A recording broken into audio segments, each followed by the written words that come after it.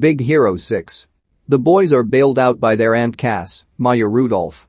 She is upset with them and takes them back to their home, which is right above the cafe she runs. We learn that she's been taking care of them for 10 years after their parents passed away. Tadashi asks Hiro what he is going to do with his life, since Hiro graduated high school at 13. Tadashi then takes Hiro with him somewhere. The two go to the San Francisco Tech Institute, Tadashi's college. He introduces Hiro to his other genius inventor friends, Go-Go Tamago, Jamie Chung, who has invented a motorcycle with electromagnetic wheels, Wasabi, Damon Wayans Jr., working with a plasma laser, Honey Lemon, Génesis Rodríguez, a bright and energetic girl who creates a big purple smoke bubble, and Fred, T.J. Miller, who is just the school's mascot but has a keen interest in science. Tadashi takes Hiro into a room and puts duct tape on his forearm and rips it off. Hiro yells in pain, which activates Tadashi's invention, a healthcare robot named Baymax, Scott Adsit. He assesses Hiro's pain level and uses something to get rid of his pain. Baymax deactivates when Hiro says he is satisfied with the results. Tadashi's Professor Robert Callahan, James Cromwell, enters. Hiro recognizes him from his studies and research, which inspires Hiro to pursue an education at this school. Tadashi tells Hiro that a good way to get into the school is to impress Callahan by presenting an invention for a showcase at the school. Hiro starts to come up with ideas but is frustrated that he can't come up with anything good. Tadashi inspires Hiro to look at the project from another angle. After spending a lot of time working with Tadashi and his friends, Hiro's latest invention is ready. It is the night of the showcase. Hiro, Tadashi, and the friends wheel in barrels around the room. Hiro is very tense, but Tadashi inspires him to stay cool. Hiro unveils his invention before Callahan and everyone else, microbots. He takes one out, and hundreds of others spill out of the barrels. Using a neurotransmitter headband, Hiro is able to control the microbots to do anything. Everybody is astonished. After the show, Hiro is approached by Alistair Cray, Alan Tudyk, head of Cray Tech. He is interested in buying the microbots, but Hiro tells him they are not for sale. Callahan then hands Hiro an envelope to invite him to register for classes.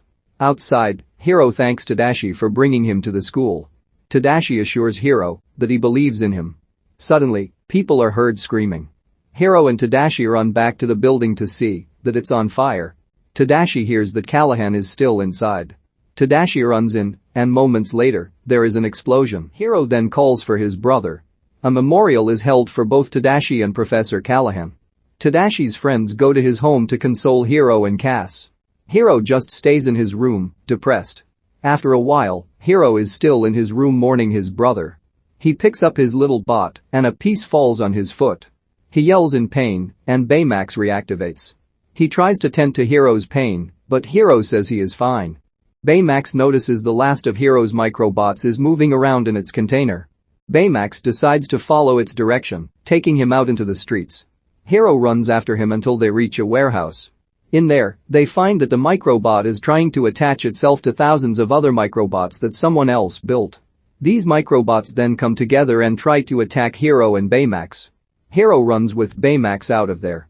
He sees a man in a kabuki mask manipulating the microbots advancing toward them. Hiro pushes Baymax out the window, going down with him. Baymax catches Hiro and they land safely. Hiro runs to the police station with Baymax to report on this incident, but the officer has a hard time believing his story. He runs home with Baymax and decides that they must catch the masked villain. Baymax only agrees since he thinks it will improve Hiro's emotional state. Hiro creates a carbon fiber suit for Baymax and incorporates a series of fighting techniques into a chip that Hiro places into Baymax's access port, right next to the healthcare chip that Tadashi first made for Baymax. Hiro and Baymax follow the microbot again to the city's port to find the other microbots. They don't see that they're followed by a car. In this car are Go-Go, Wasabi, Honey, and Fred, who were all contacted by Baymax when he assumed Hiro was under emotional distress and needed the support of friends. They are all attacked by the masked villain, who uses the microbots to hurl a giant crate at them. Hiro commands Baymax to fight back, but the villain throws Baymax in the air. The gang hops in the car, and Wasabi drives away while the villain chases after them. Wasabi keeps driving too safely, stopping at red lights and whatnot, so Go-Go takes the wheel and evades the microbots. They escape the villain, but they end up driving the car into the river. Baymax pulls them all up to the surface. Fred brings the gang to his home for sanctuary, which happens to be a huge mansion owned by his parents. In his room is a big collection of monster statues, comic books, and action figures. While looking through the comics, Fred deduces that the masked villain must be Alistair Cray, who must have started the fire at the school to steal Hero's microbots. Baymax then reveals that he scanned the villain at the port, meaning they have a reading on him. Hero then comes up with a plan to upgrade not only Baymax, but the other four as well. The plan is to get the villain's mask, since he may be hiding the neurotransmitter headband beneath it. Hero makes suits for the gang, and makes weapons for them as they practice getting the mask off Fred's butler Heathcliff. Honey has little balls of tungsten carbide that make foam and harden to trap the villain. Go-Go has electromagnetic roller blades and discs. Wasabi has lasers on his arms. And Fred has a monster suit that jumps high and breathes fire. Hero makes himself a suit, and a new one for Baymax, that can fly, and has a rocket fist. He tests this suit out on Baymax, and they fly all across the city. Baymax determines that Hero's emotional levels are improving. The two sit high above the city, and Baymax scans everyone in the city. He finds a life form matching the villain on an island further from the city. Baymax flies the gang to the island. They come across an abandoned laboratory with a ruined machine. They find footage on the computer showing Cray and his scientists showing off two portals they created to make use of teleportation. A woman is preparing herself in a pod to go through the first portal. One scientist tells Cray that he notices an irregularity, but Cray ignores it. The woman goes through the portal, and then the portal becomes unstable.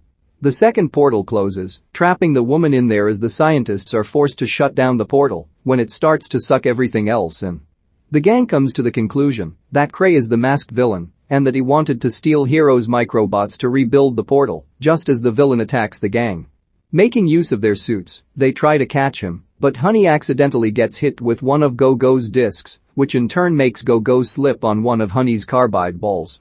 Fred and Wasabi crash into each other as the villain throws them off. Baymax flies Hero high enough for Hero to tackle the villain to the ground and remove his mask. When he turns around, he is revealed to be Professor Callahan, alive and well. He tells Hero that he took the neurotransmitter and used the microbots to protect him from the explosion. Hero tells him that Tadashi lost his life trying to save him, and Callahan remarks that that was his mistake. Filled with rage, Hero orders Baymax to destroy Callahan. Since Baymax is not programmed for this, Hero removes the healthcare chip and leaves the fighting chip, leaving Baymax to attack Callahan.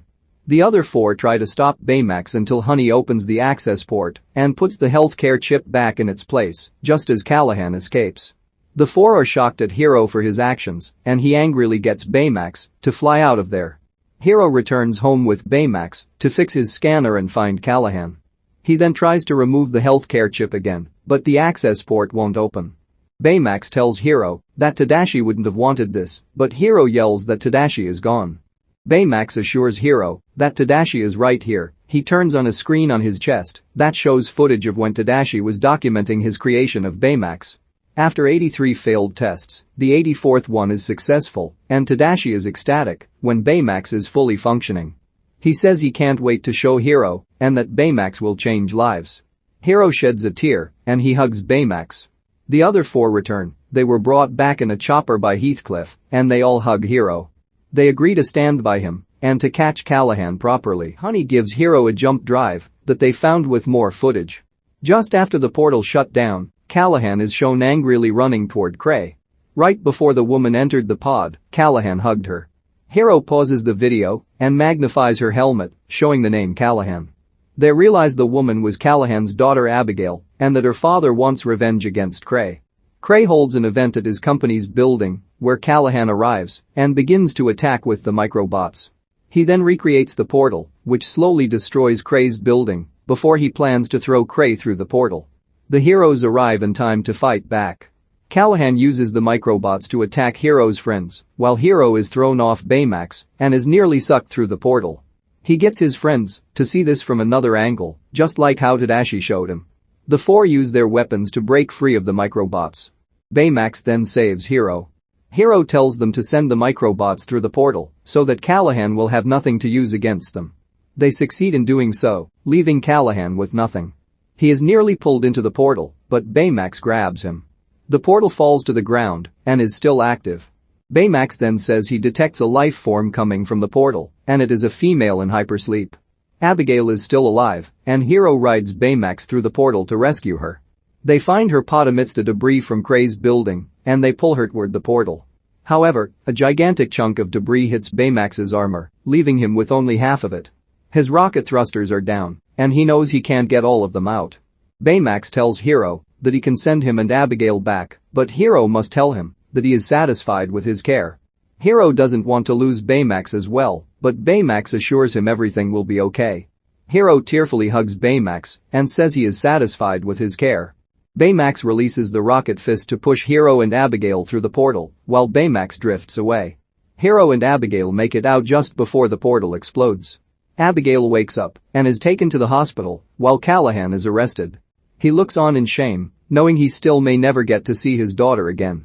The city acknowledges the heroics of the gang, unaware of their true identities. Go-Go, Wasabi, Honey, and Fred hang out at Cass's cafe with Hero. In his room, Hero sets the rocket fist down when it opens up and reveals that the healthcare chip is still in place. Using this, Hero rebuilds Baymax just the way Tadashi made him. The two of them hug. Hero closes the film with a voiceover saying that just the way Tadashi wanted to help people, he and his friends are now going to do the same. They get together in their suits, along with Baymax, to spring into action as Big Hero 6.